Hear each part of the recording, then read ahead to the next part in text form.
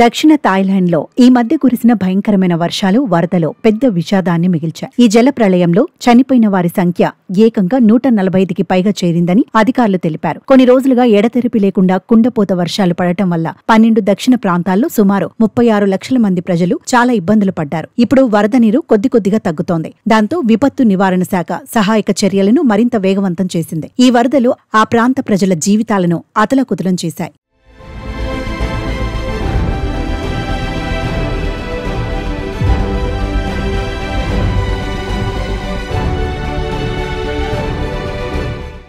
ఈ వరదల్లో ప్రాణాలు కోల్పోయిన 145 మందిలో ఒక్క సోంగ్క్లా ప్రావిన్స్ లోని 110 మంది చనిపారు. ఇక్కడ అతిపెద్ద నగరమైన హ్యాట్ యాయ్లో వరదలు తగ్గుముఖం పట్టిన తర్వాత శిథిలాల కింద ఇంకా ఎక్కువ మృతదేహాలు దొరికాయని సహాయక బృందాలు తెలిపాయి. పరిస్థితి చాలా దారుణంగా ఉండటంతో ప్రధాని అనుతిన్ చాన్ విరాకుల్ సోంగ్క్లా ప్రాంతంలో అత్యవసర పరిస్థితిని ప్రకటించారు. మునుపెన్నడూ చూడని పెద్ద విపత్తు అని ప్రధాని అన్నారు. స్థానిక ఆసుపత్రులపై భారం తగ్గించడానికి హ్యాట్ యాయ్ ఆసుపత్రి కోసం 8 ప్రత్యేక ఫీల్డ్ ఆసుపత్రులను కూడా ఏర్పాటు చేశారు.